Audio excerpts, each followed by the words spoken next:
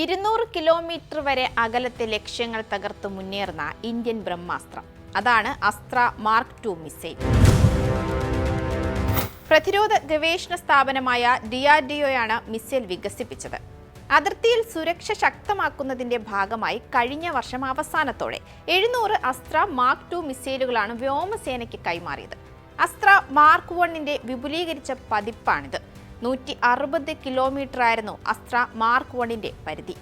എന്തായാലും ഇന്ത്യ സ്വന്തമായി നിർമ്മിക്കുന്ന അസ്ത്ര മാർക്ക് II മിസൈലിന് ഇപ്പോൾ ലോക രാജ്യങ്ങൾക്കിടയിൽ ഡിമാൻഡ് ഏറുകയാണ്. റഷ്യ ഉൾപ്പെടെയുള്ള വിദേശ രാജ്യങ്ങൾ അസ്ത്ര മാർക്ക് II വാങ്ങിക്കൂട്ടുമെന്നാണ് DRDO പറയുന്നത്. അതിന് ചില കാരണങ്ങളുണ്ട്. നമുക്ക് പരിശോധിക്കാം. ഞാൻ അമ്മു. 200 കിലോമീറ്റർ ദൂരപരിധിയുള്ള ബിയോണ്ട് വിഷ്വൽ റേഞ്ചിലുള്ള മിസൈലുകൾ അപൂർവം എന്നത് തന്നെയാണ് ഈ ഡിമാൻഡ് കൂടാനുള്ള പ്രധാന കാരണം. MiG-29, സുഖോയ് 30 എന്നീ റഷ്യയുടെ യുദ്ധവിമാനങ്ങളിൽ അസ്ത്ര മാർക്ക് II ഘടിപ്പിക്കാൻ സാധിക്കും. ഈ യുദ്ധവിമാനങ്ങൾ ഉപയോഗിക്കുന്ന റഷ്യ ഇപ്പോൾ അവരുടെ മിഗിലും സുഖോയിലും പിടിപ്പിക്കുന്നത് R-77 മിസൈലുകളാണ്. എന്നാൽ R-77 മിസൈൽ കാലഹരണപ്പെട്ടു കഴിഞ്ഞു. ഇതിന്റെ സാങ്കേതിക വിദ്യ പഴയതുമാണ്. ഇന്നത്തെ ആകാശ യുദ്ധങ്ങളിൽ R-77 മിസൈലിന്റെ കുറഞ്ഞ ദൂരപരിധി ഫലപ്രദവുമല്ല. ഇക്കാരണങ്ങളാൽ പുതിയ സാങ്കേതിക വിദ്യയും 200 കിലോമീറ്റർ വരെ ദൂരപരിധിയുമുള്ള അസ്ത്ര മാർക്ക് II ഡിമാൻഡ് ഏറുമെന്നത് വസ്തുതയാണ്.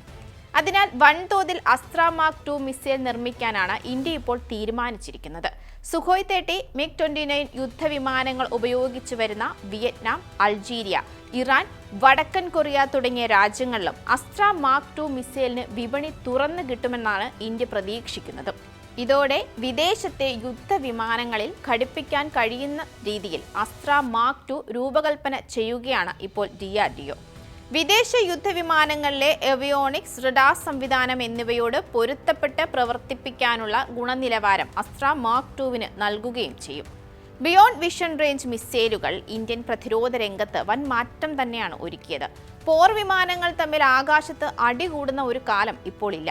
ഒരു പോർ വിമാനത്തിൽ നിന്ന് 50 കിലോമീറ്ററിന് അപ്പുറമുള്ള മറ്റൊരു പോർ വിമാനത്തിലേക്ക് മിസൈൽ അയക്കുമ്പോൾ തൊടുക്കുന്ന പൈലറ്റിന് ലക്ഷ്യം എവിടെയാണെന്ന് നഗ്നനേത്രങ്ങൾ കൊണ്ട് കാണാൻ സാധിക്കില്ല. അതിന് പകരം മിസൈലിനോട് ഘടിപ്പിച്ചിട്ടുള്ള റഡാറിന് സന്ദേശം നൽകുകയാണ് ചെയ്യുക. ഈ റഡാർ ആ മിസൈലിനെ ലക്ഷ്യസ്ഥാനത്തെത്തിക്കും. 50 കിലോമീറ്ററിന് അപ്പുറമുള്ള ദൂരപരിധി ലക്ഷ്യമാക്കി കുതിക്കുന്ന ഇത്തരം മിസൈലുകളാണ് ബിയോണ്ട് വിഷൻ റേഞ്ച് മിസൈലുകൾ. ഒരു അസ്ത്ര മാർക്ക് II മിസൈൽ അയച്ചാൽ അതിന് 200 കിലോമീറ്ററിന് അപ്പുറത്തുള്ള പാകിസ്ഥാന്റെ യുദ്ധവിമാനത്തെയോ മിസൈലിനെയോ വരെ തകർക്കാൻ എളുപ്പമാണ് എന്ന് സാരം.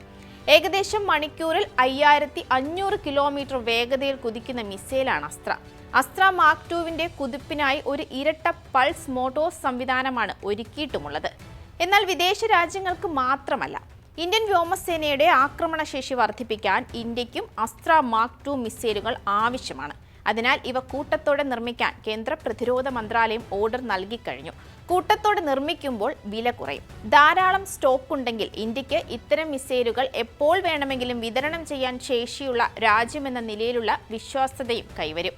ഇവയുടെ വൻതോതിലുള്ള നിർമ്മാണം ഈ വർഷം മധ്യത്തോടെ ആരംഭിക്കും. തുടക്കത്തിൽ 500 കിലോമീറ്റർ മുതൽ 700 കിലോമീറ്റർ വരെ ദൂരപരിധിയുള്ള അസ്ത്ര മാർക്ക് II മിസൈലുകളാണ് നിർമ്മിക്കുക. പിന്നീട് 200 കിലോമീറ്റർ ദൂരപരിധിയുള്ള അസ്ത്ര മാർക്ക് II നിർമ്മിക്കും. ഭാരത് ഡൈനാമിക്സും സ്വകാര്യ കമ്പനികളും സംയുക്തമായാണ് ഇത് നിർമ്മിക്കുക. വ്യോമസേനയുടെ കരുത്ത് വർദ്ധിപ്പിക്കാൻ തന്നെയാണ് ഇന്ത്യ ഒരുങ്ങുന്നത്. ചൈനയിൽ നിന്നും പാകിസ്ഥാനിൽ നിന്നുമുള്ള ഭീഷണികൾ നേരിടുന്നതിനായി 114 റഫാൽ വിമാനങ്ങൾ വാങ്ങാനുള്ള തീരുമാനത്തിൽ രാജ്യമെത്തിയെന്ന റിപ്പോർട്ടുകളും പുറത്തു വന്നിരുന്നു. മൾട്ടി റോൾ ഫൈറ്റർ എയർക്രാഫ്റ്റ് പദ്ധതി പ്രകാരം വാങ്ങുന്ന വിമാനങ്ങളിൽ 18 എണ്ണം ഒഴികെ ബാക്കിയെല്ലാം ഇന്ത്യയിൽ തന്നെയാകും നിർമ്മിക്കുക. ഇതിൽ 60% തദ്ദേശീയമായി നിർമ്മിച്ച ഘടകങ്ങളാകും ഉപയോഗിക്കുക എന്നും റിപ്പോർട്ടിൽ സൂചിപ്പിക്കുന്നുണ്ട്.